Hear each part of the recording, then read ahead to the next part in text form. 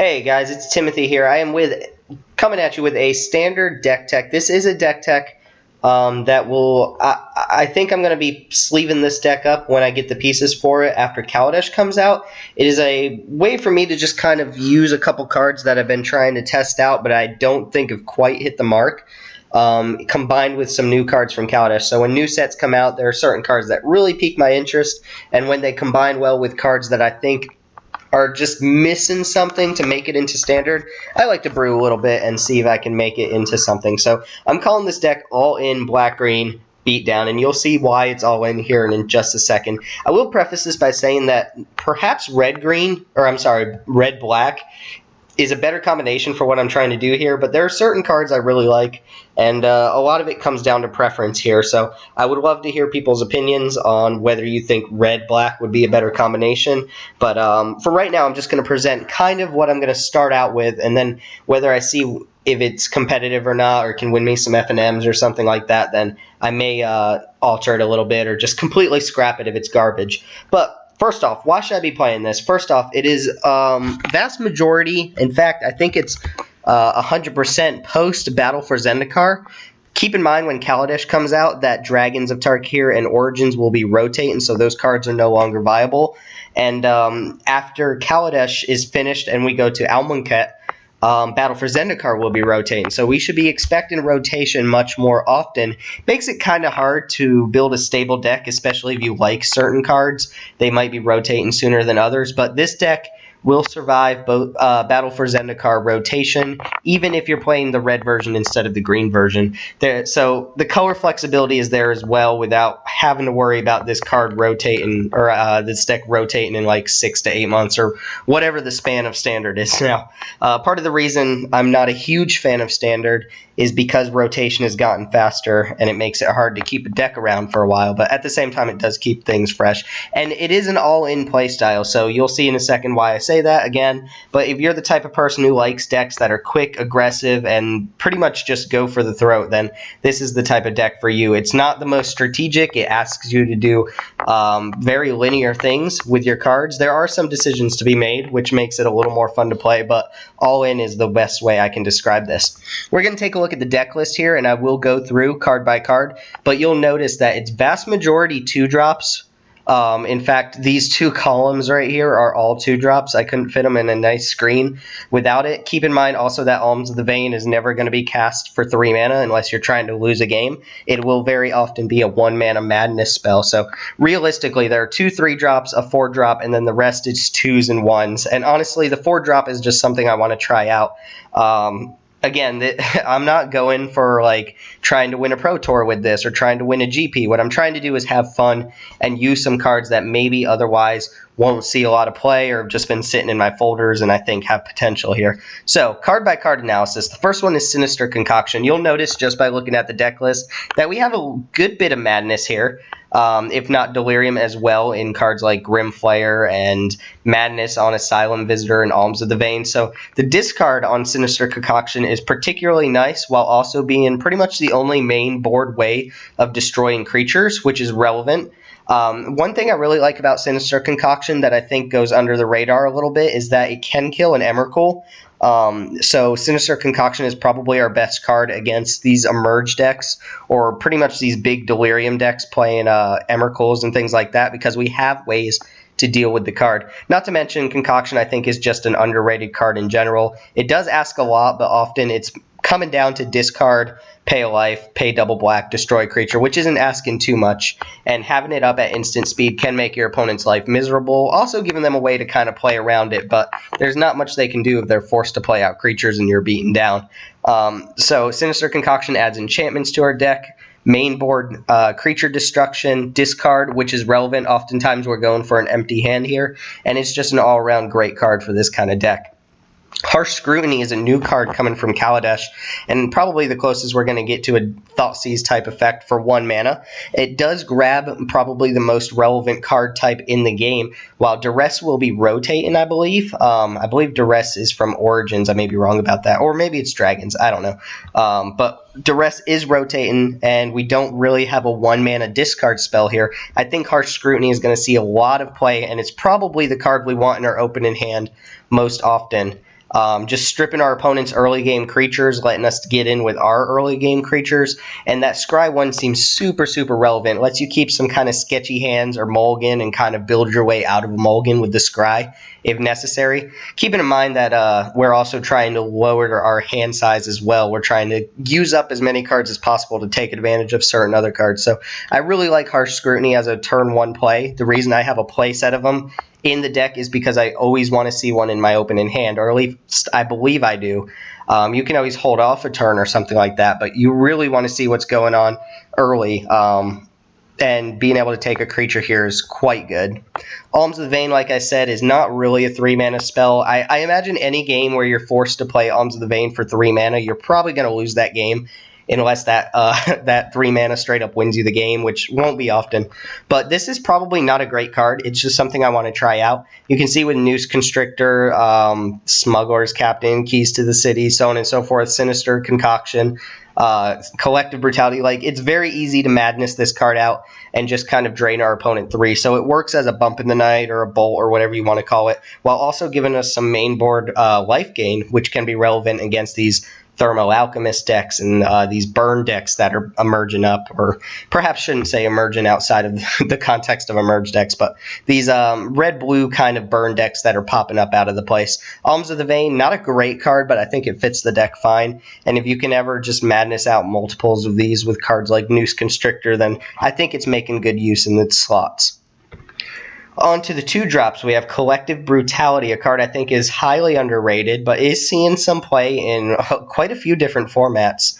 For 1 in a black, you get to give your best impression of a duress, or an exact impression of a very expensive duress, and the discard here is actually very relevant. The lose 2 life, gain 2 life thing is actually more relevant than you would expect. It's probably the least used mode here. I think most of the time you're going to opt to discard 1 card and give a creature -2/-2, while also taking a sneak at your opponent's hand and having your fingers crossed to hit an instant or sorcery.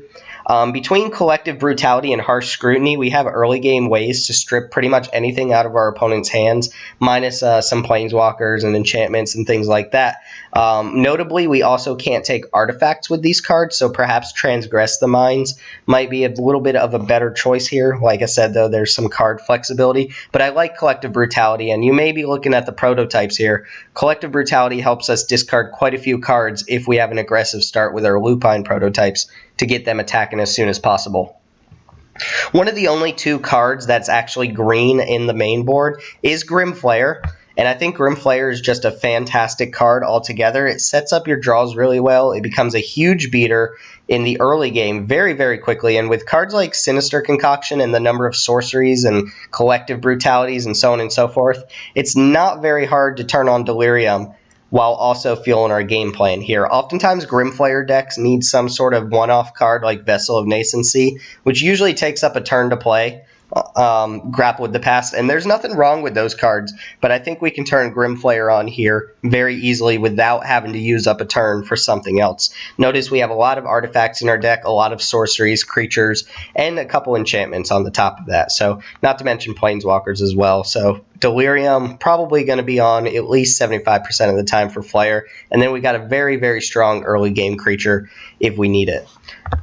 Another new card here that's gotten quite a bit of buzz is Smugglers Cupcopter, 2 mana, 3/3 vehicle with crew 1, and it's very easy to crew this guy. Of course, we don't have a lot of early game creatures, but the crew is very nice for Lupine Prototype because it gives it something to do if the prototype can't attack or block yet. And Smuggler's Copter helps us smooth out our draws while also just providing a very aggressive creature to our board. Crew 1 is not asking very much, and any of our creatures can crew it without any problem.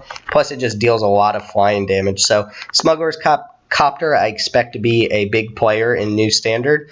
And in this deck, I want to at least try it out. Another card I'm very excited about, I don't actually know people's opinion about this card, but Key to the City seems great, like fantastic in this sort of deck. Problem with cards like Asylum Visitor and Lupine Prototype, maybe even Noose Constrictor, is that like they might just get chumped by tokens, or they might just trade off with something pretty much equivalent to that card, and I don't really like that if I'm trying to bash my opponent's face in and deal 20 damage to him as soon as possible. So making him unblockable seems like the next best thing. The synergy between Key to the City and Lupine Prototype is really nice in that we're often going to empty our hand, and we can use Key to the City to meet that end while also making our 5/5 creature unblockable. Do that a couple times and your opponent's dead. Like, they're going to have to deal with the creature very soon, and Prototype is a bit of a pain in the butt to deal with outside of cards like Murder and maybe Unlicensed Disintegration, which is very likely going to see some sort of play in Standard. Key to the City seems great if you need to use it to just kind of get your Asylum Visitor or your Grim Flayer in there. Then it fits that end too, while also kind of making up for its own card loss if you turn into a game that wants to actually start drawing cards again. Not to mention it's a decent Madness enabler with Alms of Vein and Asylum Visitor. So it just fits a lot of different needs for the deck, and I'm very, very excited to try this card out. I think it's great. Again, I don't know other people's opinions, but it seems good. The other big appeal to play in green instead of red is Noose Constrictor. This could be replaced by something like Olivia's Dragoons or even maybe Stromkirk Condemned. But if you need a super aggressive start against a very, very slow deck, Noose Constrictor can pitch your entire hand. I don't suggest doing that a lot, but it could come up. And with Key to the City, you could sandbag a lot of cards and get in with a huge unblockable Noose Constrictor if that suits your fancy. Noose Constrictor also is a Madness enabler at instant speed that doesn't have any sort of mana requirement, unlike cards like Key to the City and Collective Brutality. So it's very easy to pitch multiple Alms of the Veins or anything that has Madness in this deck and be able to Madness it without any mana restraints on you. Lupine Prototype. Don't make fun of me here. I think this card has potential, and I notice a lot of people, when looking at Kaladesh, have noted how Lupine Prototype is able to crew pretty much any vehicle in the set. That is true. Of course, the only vehicle in the main board here is Smugglers Cupcopter, but Lupine Prototype does have a huge drawback and a huge risk-to-reward ratio. The reward is that you just get a 5/5 for 2, which is insanely strong. The risk is that it could be a do-nothing card if you have cards in your hand. It also makes it a little tricky to hold tricks in your hand, but as you'll notice, there aren't any instants in the main board. So we're playing mostly at sorcery speed. We're able to dump cards from our hand very, very quickly in the form of very aggressive threats and hand disruption, which means our prototypes should be attacking fairly early on. I think it's a sizable threat, and I think with Key to the City, it can end a good number of games. So I would not sleep on this card. I think it has potential, but until I put the deck together and try it out, it's very speculative. It could be something that gets cut from the deck entirely if I find I'm losing too many games to drawing too many prototypes.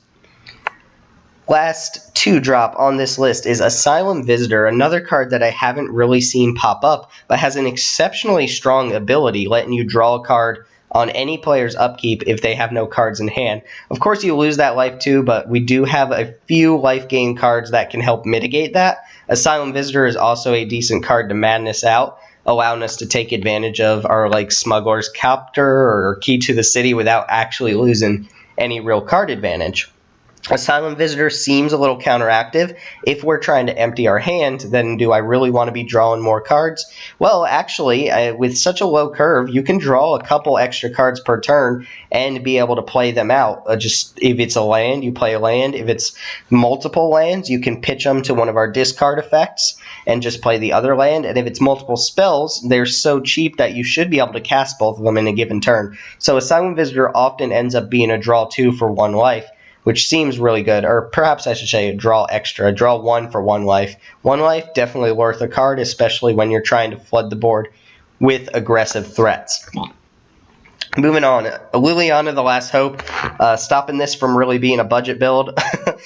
This could be a really cheap deck aside from Grim Flayers and Liliana, so maybe the red version is better as far as budget brews go, but Liliana is just insanely good. Kills a lot of things in the format. Its -2 is a relevant form of graveyard manipulation if we need to get cards back, which you can see we don't really have any of that going on in the main board. It provides us a Planeswalker type for Delirium on the Grim Flayers, and then if you ever popped its emblem, it's just going to win the game. good 95% of the times you do that. So altogether, great card. Honestly, the reason I decided to run 2 Lilianas is because I personally own 2 Lilianas, but I could see going up to 3, maybe, well, I don't know, 4 might be pushing it, but it's not the backbone of the deck. It's just a huge player in Standard right now, and maybe something that people wouldn't expect out of a deck like this. And the final card, again, I'm just really interested in testing this out. Ghirapur or Rari is 4 mana. For those who don't know, it's a rare artifact. It says each player may play an additional land on each of his or her turns, and at the beginning of each player's upkeep, if that player has no cards in hand, that player draws 3 cards. Keep in mind, this is a symmetrical effect, so it does give our opponent a bit of a bonus for emptying their hand, which is kind of annoying, but at the same time, our hand is very, very often going to be empty, and if we can stick one of these on the battlefield, we could turn that into a draw 3 every single turn of the game. You have Noose Constrictor, you play the cards out that you really want on the board, you discard the rest, you draw 3 on your next turn. Again, you discard anything you can't use or can't play, and then you draw 3 again. So you're constantly filling your deck with gas. You're essentially Ancestral Vision, Ancestral Recall and Ancestral Vision and whatever every single turn of the game. The only downside really is that you open that up to your opponent as well. The additional lands, not the most exciting thing in the world, so you should use those to pitch to Smugglers Cupcopter and just keep your hand full of gas. Play out as much as possible and discard the rest. That's the name of the game here. Very all in. You want to use all of your cards up. You don't want to sit there and play a long game. Though I think the longer the games go, the less likely you are to win. But you can get such an early start with this game that I think you can end games before they really get started on the opponent's side of the field, especially very grindy matches from Delirium-based decks and so on and so forth, Emrakul decks and things of that nature. With that in mind, quick land base, not very complicated, playing 10 swamps and 6 forests. We are, I believe, playing 23 lands in total here. Majority is swamps. Again, there are only 8 green cards in the entire deck. Noose Constrictor is an extremely important card, though, so I want to make sure if I have it in my main, in my opening hand, that I am able to play it. We have probably the best land we could ask for outside of a fetch or shock or something like that. Bloomin' Marsh is exactly what we want in this deck. It taps for both of our colors. It is another reason that the appeal for green-black is a little bit better than red-black, because there is no red-black fast land, or whatever they're called. I believe fast land's like Scars of Mirrodin land, but there is no black-red version, and the lands are so good for aggressive decks that they're hard to leave out if you can play them. In addition to that, I'm only playing 2 Hissing Quagmires for additional mana fixin' and an additional attacker if we need it, plus a way to trade off for large creatures if we find that our creatures are being trumped by our opponent's large creatures. I don't want to play the full playset because we often want to get started with a turn 1 play or a turn 2 play, and these tap lands can really slow us down from what we want to do. I could see going up to 4. It's not a bad idea. It just leads to some very slow starts, and that's not really what I'm going for. And then finally, a utility land, we have Gaia Reach Sanitarium. Helps with Madness, helps with Delirium, helps filter out poor cards in favor of hopefully better cards if we need it. It is a symmetrical effect, but we're going to be using it to good use, and a lot of decks don't really have a particular use for this. So I think it's fine to fit 1 utility land in here, and it seemed like a great addition. Moving right along, the sideboard, some numbers here for you. Honestly, I didn't look at every single card in Standard and judge whether or not whether or not other options were here. I just kind of went with what comes to mind. I will note, now that I mention it, that Transgress the Mind is a Battle for Zendikar land, and Hissing Quagmire is also from the same block, so those will rotate, but they are replaceable. Transgress is great, and like I said, it could be in the main board, but I think 2 copies in the sideboard is fine. I could see losing maybe 1 harsh Scrutiny and 1 Collective Brutality in favor of both of the Transgress the Minds, but I like leaving it in the sideboard as well against artifacts and enchantments, which neither of the aforementioned cards can actually grab. Unless they're an artifact creature, we can grab those. Murderous Compulsion is more removal if we need it. If we find that we're going against big creature decks and we just can't get through their creatures, this might be a great addition. We can Madness it very easy, and it turns into a 2-mana kill spell, and the sorcery speed on it is not particularly scary, since we can very easily Madness in our deck. Sky Sovereign is a card that I think is like way too powerful not to be playing. So if you can crew it quite easily, which again our prototype can definitely man this thing by himself, I think there is room for the console flagship. I didn't really want to put it in the main board, but it is a 5-mana artifact altogether, or after all, and you know, there are some games it's going to come down, bolt something, and then maybe be irrelevant for the rest of the game. But most of the times I can see it being a huge contender, and I could see moving it to the main board instead. Call the Bloodline. There are some decks that just straight up can't beat this card if it comes down early, and it does fit our theme quite well, turning cards into damage for a pretty generous ability, while also giving us additional enchantments in the deck, as well as additional Madness enablers and Delirium enablers if we need them. The card is just great in certain matchups. Certainly not good enough to be in the main board here, or at least I don't think so. And it is nice that multiple copies you can discard to the first copy you have, so they're not completely redundant. You can get value off of having multiple copies. To the Slaughter is our main way to deal with Planeswalkers, and the Delirium, again, is pretty easy to achieve. We don't have anything like Ruinous Path in our deck, anything that can straight up kill a Planeswalker outside of damage. So To the Slaughter might be a nice addition to deal with Planeswalkers and creatures at the same time. Appetite for the Unnatural is the best I could do for artifact destruction here in green-black. Black doesn't really have any real options, and green has a couple different options spread out across a bunch of mana costs. I thought this card would be fine, but I am open to suggestions for better artifact removal or enchantment removal in the set. It seemed really like a bad idea to go into this new standard without some sort of artifact removal, and I wanted it to be instant speed so that when it boarded in, it had a little bit of extra bonus of being a Delirium enabler that we don't already have. But I can see people playing Sky Sovereign in pretty much every deck, and I've heard a lot of talk about red-white vehicle-based decks and dwarf decks, so I really wanted to make sure I fit something like this in there. But again, leave a comment if you think there's a better card to take its place. I don't think it's amazing, but it will do the job fine. And then the last card is Lost Legacy. For anything I find out that I just straight up cannot beat. Really annoying that it doesn't take artifacts, but what it does take is Kozilek's Return, and completely gets rid of all of the Kozilek's Returns, which is a card that we lose super hard to and can't really do anything about. It can take a couple other problematic cards if we find we're losing to Emrakul's, or we're losing to, I don't know, Elder Deep Fiends or something like that. Then we might just board this card in and strip it out of our opponent's realm of playability. I don't think the card is great, but it does a good impression of Infinite Obliteration, and it, at least while drawing our opponent some cards, lets us kind of deal with something we might otherwise not be able to beat.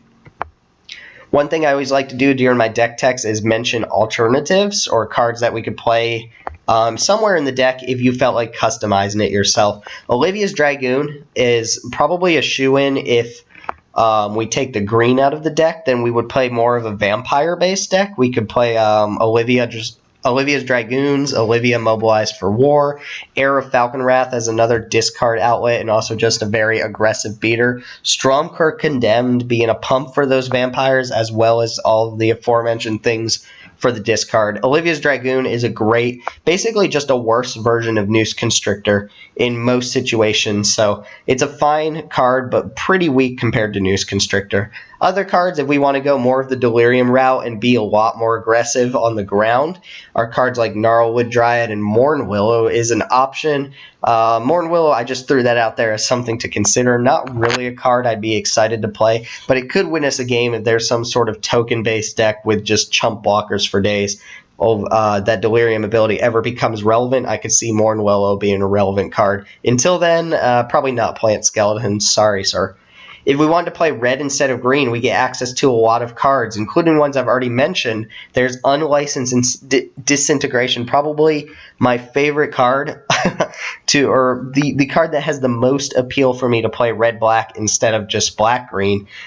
We will have artifacts on the battlefield a good number of the time, so this will deal 3 damage while also being main boardable creature destruction. I don't really know what else to ask, and between these Fiery Tempers and Alms of the Vein, we could very easily burn opponents out while smashing them in the face with our creatures.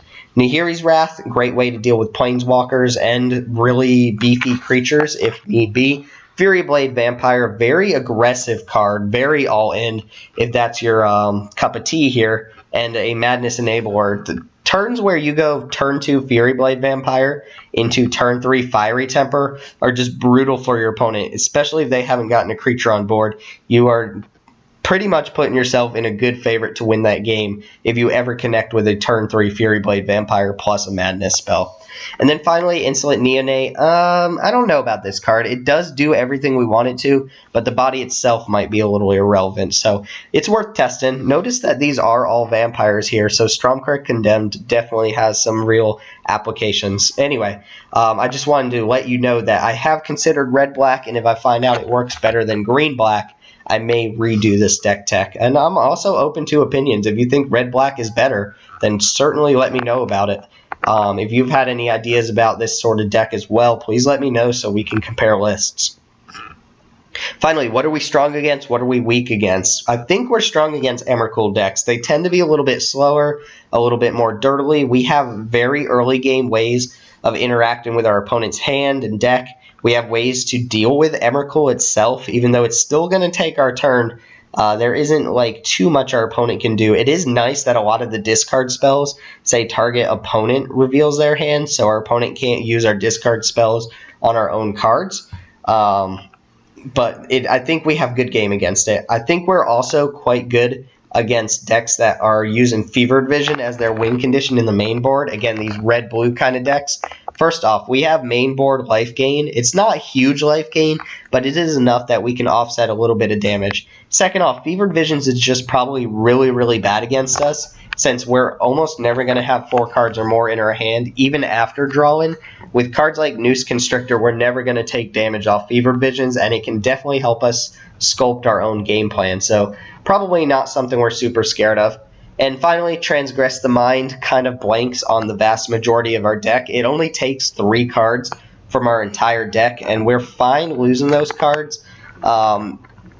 It's just not a very good card against us, and it is probably the premier discard spell of the format. Remains to be seen whether or not Harsh Scrutiny will take its place for that slot, but I think Transgress the Mind is just not going to do it against us. Weaknesses. We are super dead to Kozilek's Return, which is unfortunate because Kozilek's Return is very popular right now. Had a huge spike in popularity when Emerge became a thing, and no doubt that was a not an accident. Kozilek's Return is just fantastic. It kills everything in our deck, and there's almost no way for us to interact with it.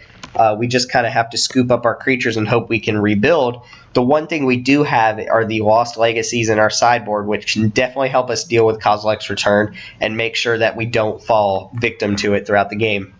Artifact Destruction is going to get us a good number of time. Fragmentize will kill any artifact in our deck, whether that's prototypes or Keys to the City or Smugglers Cupcopter.